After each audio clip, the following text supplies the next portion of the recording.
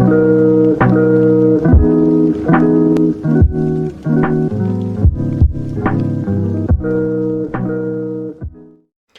folks, how's it going? RedMaster and welcome back to episode of Cards and Castles TV commentary. We have some incredible matches lined up for you guys, so I don't want to waste your time any further.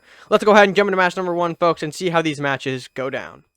Alright, folks, and match number one is going to be, I imagine, yeah, okay, so it's going to be Dirty Rich taking on Chacha, a little bit of Pirate Druid versus Pirate Warlock to start off our day.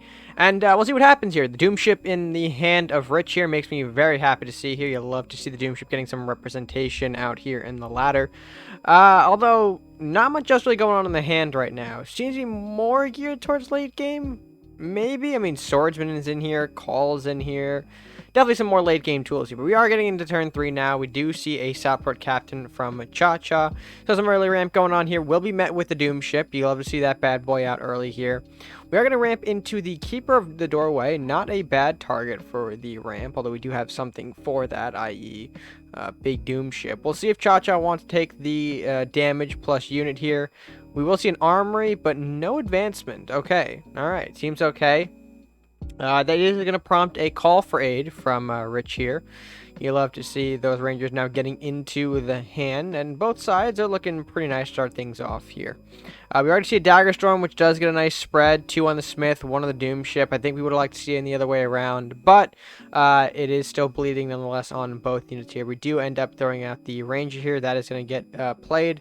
We'll also see the Doom Ship get pushed up a little bit higher. Chacha not opting to take that, which is quite interesting. I just wanted to move things out of harm's way, but he could have actually removed that if he wanted to. We are going to see the Robins now, and then, okay, just setting up more so.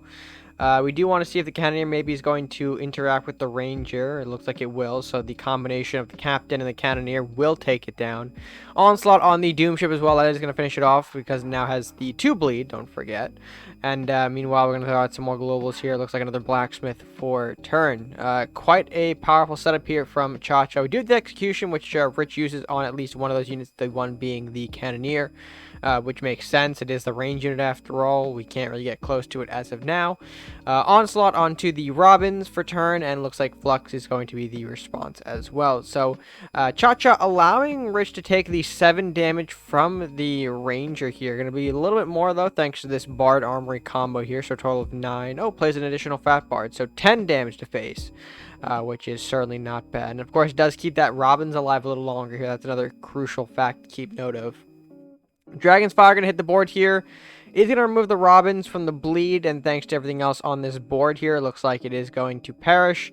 We are going to throw the Banshee into the Ranger, however, we're not going to waste the Flux just yet. We're actually going to use this Flux to throw out in the Bards, it looks like. Although we do have another Armory on the side of Rich here. He's going to opt for another Robins, so that is going to block for the Flux here. And of course, we do have that ramp for potentially Mordok or Swordsman in the next turn here, although we're meeting the Dwarven Scope onto the Flux.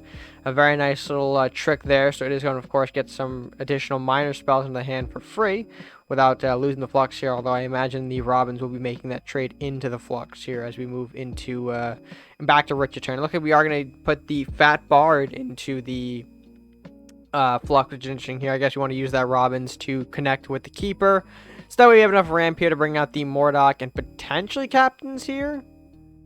We're going to put out 1, going to throw out 2. So, okay, yeah. 2 Southport Captains are going to come out now. And the Mordok as well, which just means a lot of incoming pressure here. Chacha does have the Execution to respond to the Mordok here. Dagger Storm landing 2 on the bar, which is big. It takes away another global from Rich's side of the board here. And I imagine we actually now have the power to throw out some dueling Blacksmiths here, which is probably going to be the play. Captains are going to go ahead and trade with both of those Blacksmiths, which I think is crucial for Rich's strategy here, and just pushing the Swordsman here and hoping that Chacha has no clear response to it. We do see the Horseman come out. Horseman does snipe away one of the armories here. It does take out the Captain due to that, actually both Captains due to how the buff works here. And it looks like a combination of Hidden Intent, Dwarven Weapons is going to lead to one of those Swordsmen being taken out. Energy Rush, though, on the other on the Horseman, just being left to take out the Swordsman.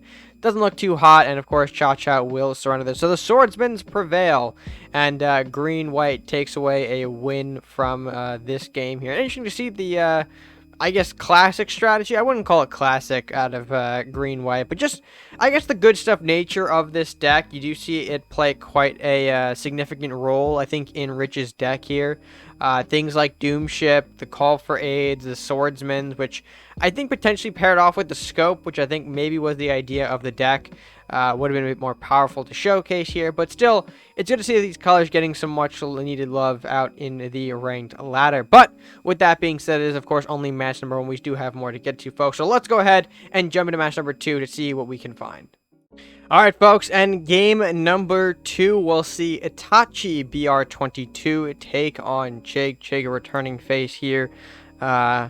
I don't know, I feel like we've commented quite a lot of Chig matches in our time on TV commentary, but I mean, man, the way he plays is just so clinical. Like, you know, folks who haven't seen a Chig match can really learn a thing or two about top play from just his gameplay. So of course, starting things off here, it is going to be a Warlock Crusader mirror, so some potential burn mirrors going back and forth here, although again we don't know what Itachi's running.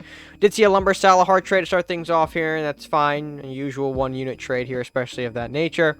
We do see a Books from Itachi, resulting in the Tarius file setup from Chig here. It will of course deter the Books from attacking face, and actually lead Itachi to play another set of Books here. So getting some early presence here, as well as some much needed draw, especially if he is going to go longer in this matchup here. Having the additional resource advantage over Chig would be quite important. The Books, though, are going to make a retreat here.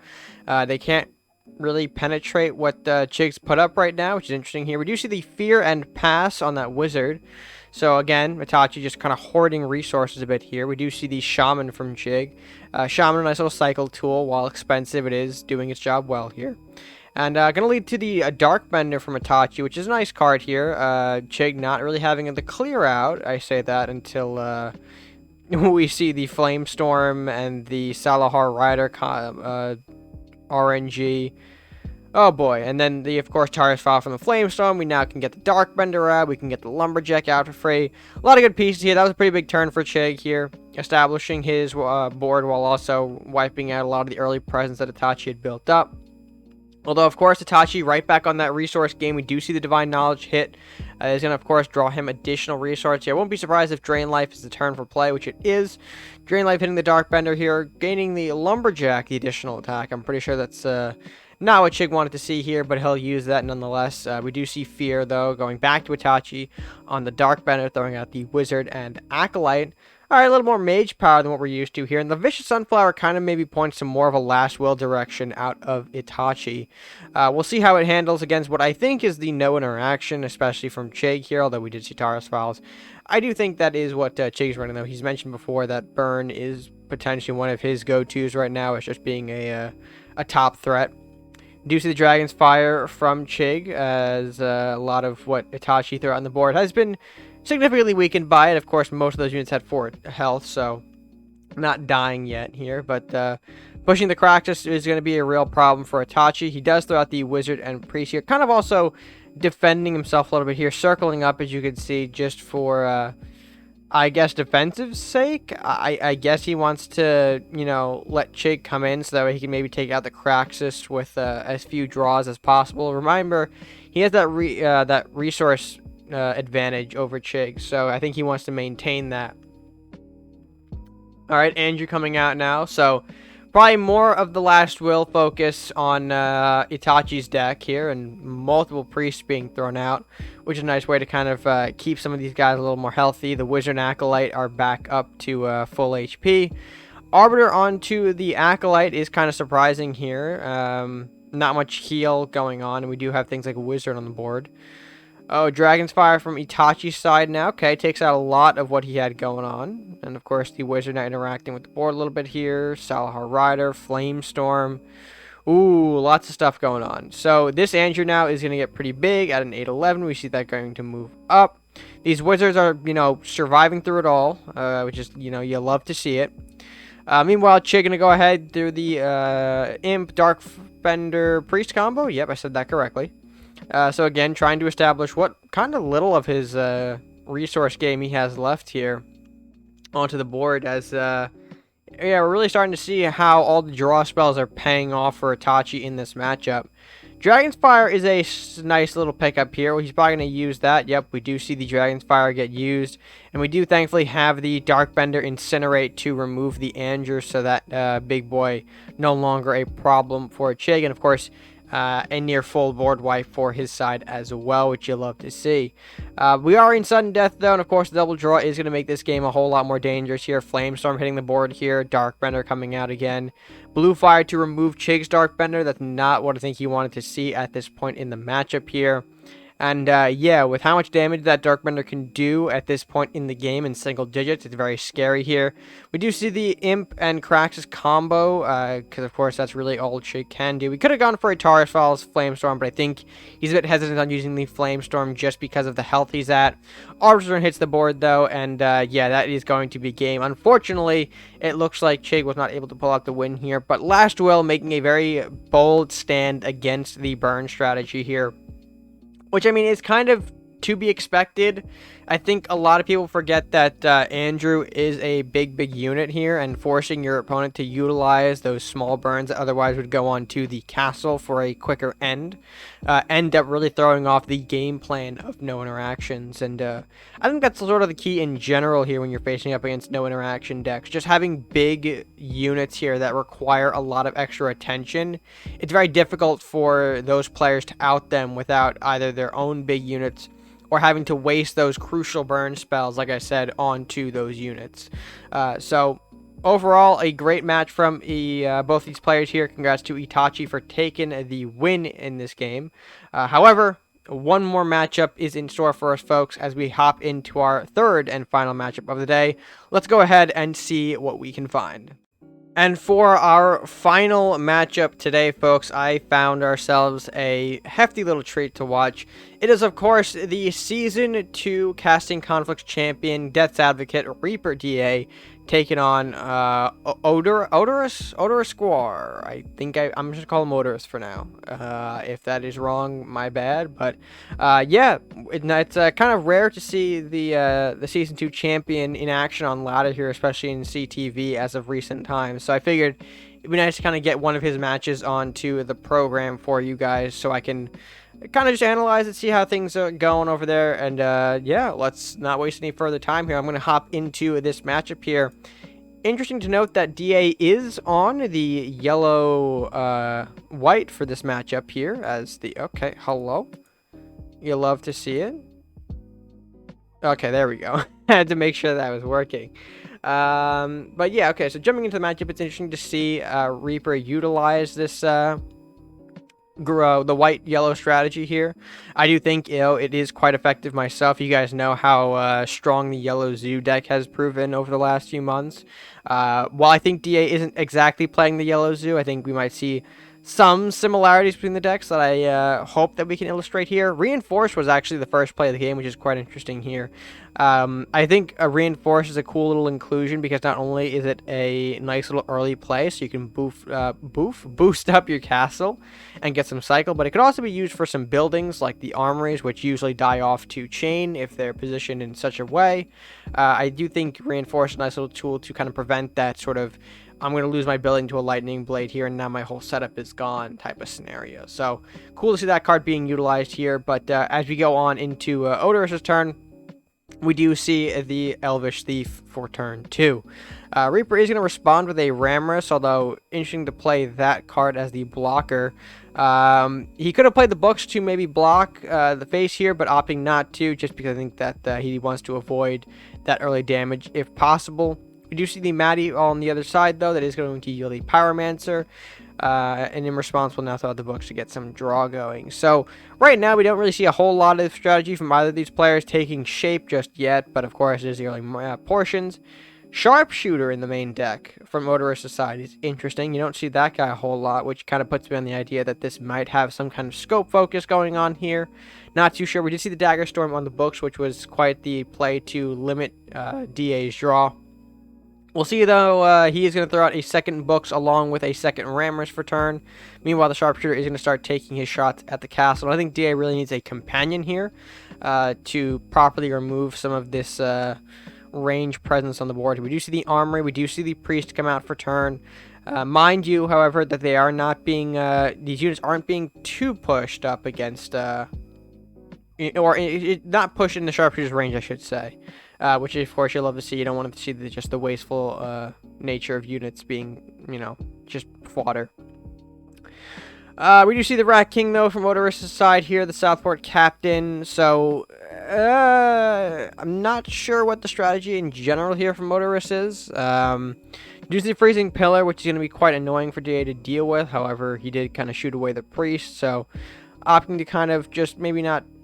well, I guess that makes sense. We take out the Priest there with the Sharpshooter. I mean, not a big deal if we get everything frozen here. Mordok for turn 8, though, is going to try and equalize the game just a little bit here. We do see the Banshee coming out here. It will pick off one of those Sharpshooters. Books as well going to take out that Freezing Pillar, although opening himself up for some chain damage. But remind you that because of all the healing and health buffs going on in the deck here, we don't actually lose the Armory to the L-Blade here, which, again, smart little inclusions like that go a long way, especially in games like this. We do see the Pyromancer removing the Mordok, Sharpshooter taking out the Banshee, and a second Rat King for turn. There's the L-Blade, which I did mention that we could have been seen here. Although, again, mind you, that we're not losing our entire setup just because we had those health buffs from things like Priest, from things like Reinforce along the way here. Reaper, though, going back to Lumberjack for his turn. Looks like he needs something to work with here. We do see the Rammers go after the Rat King. Mind you, that is kind of a shot at limiting the Mystic Rat potential that this deck might have. Again, we are in Viking, so Journey is a real possibility. Looks like we are going to probably play the Blacksmith, though, for turn and just kind of end it there. So trying to rebuild the board a little bit, which is pretty good, especially at this point in the matchup, this late in the matchup. Meanwhile, though, Odorus has the Lumberjack. Sharpshooter going to go ahead and shoot away the Rammers here. Rats are going to start chipping in for face. Southport Captain also advancing, which is more ramp, so we'll see how that goes here. And another Blessing, though, for DA. Probably going to have to see some of these Rangers come out now and hit the board here. There's one to eliminate the Captain. Blacksmith taking a crack at one of those Rats here, leaving the second Ranger to move in more aggressively onto these units here and maybe see if he can remove things like Pyromancer or the Sharpshooter. Execution, though, for Odorus is going to remove the more healthier Ranger. Pyro pops the second Blacksmith being traded with the Rat. And, of course, the Sharpshooter and one lone Rat will, of course, further chip DA a bit more here. I wouldn't be surprised if we do see, okay, Cleric for turn. So Cleric is going to hit the board here. That is going to kill off the Rat. Healing up the Cleric, which you love to see. We'll probably see a Reinforce on Castle. Yep, there it is. So some more draw, which is, we're going to pick one of their Arbiters. That's actually pretty good. That means we get to stay alive a bit longer in this matchup here. And, of course, one of those two Blessings will be thrown onto the Cleric here. So really good ways to just kind of keep yourself alive. I think this is what we need to do if we want to keep going in the matchup here.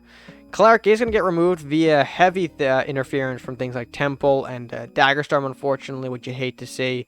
But we will see a Arbiter's Return hit the board here. This is probably going to eliminate the Pyromancer, just so that way we can eliminate the explosive chain potential. We do have the second Arbiter, mind you, so if we wanted to, we can get rid of that Sharpshooter at any sort of point we want. That Sharpshooter, though, will continue to chip away at the castle here, it looks like. So taking 4 thanks to the new lightning boost that it got. But thankfully, we do finally pull a companion in this matchup. Mana Core plus the Spiny plus, I imagine, Priest, right? Yep, Priest is going to hit the board here. Is going to be enough to take out the Sharpshooter. And going even further, Blessing of the Trents on that Spiny here, forcing Odorus to have some kind of heavy investment to relieve himself of that Spiny. We do see the Elvish Thief being put into it. Of course, that is going to interact with the Manticore. The Mordok for turn comes out. It is going to kill off the Manticore finally. But also, thankfully have enough to actually remove the Spiny, thanks to the Headless Horseman interaction and how that went. Which is a bit unfortunate here. We do pull a second Manticore, which I probably, yep, we are going to see here. Plus the Bestial Rage, which is actually very good for Reaper. Not only does he get some castle damage here to kind of even things out, but we do actually hit the Temple as well off of this, so we're eliminating those global buff potentials from Odorus' side here. Actually eliminating how scary a Mystic Rat this late in the game can be. And yeah, that is going to be enough to make Odorus surrender and have Reaper come out with the victory. Very nicely done by the champ. Expect nothing less out of him in this matchup. There were some times, though, where I think he had quite the pressure put on him from things like that dual sharpshooter Pyromancer combo. But I think he handled it quite well, just having his things positioned well enough here, interacting where he needed to be, and of course pulling the cards he needed to. Obviously, that Mordock was a great equalizer when it hit the board, so things like that, you know, you love to see from the champion. And yeah, overall, just fun seeing him on the ladder, and hope we might see more of that in the future. But with that being said, that is going to be our final match of the day. So let's go ahead, folks, and move out to close this video. Also, before I forget, congrats to DA for winning this match.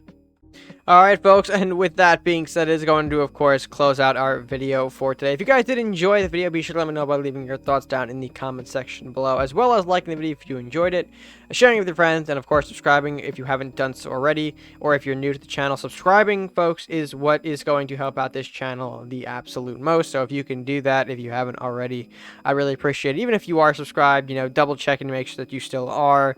You know how YouTube is nowadays. You never know. But yeah, hopefully you guys did enjoy, and I don't really have much else to add to that, so yeah, until next time, folks, that's gonna be for me for now. Stay gaming.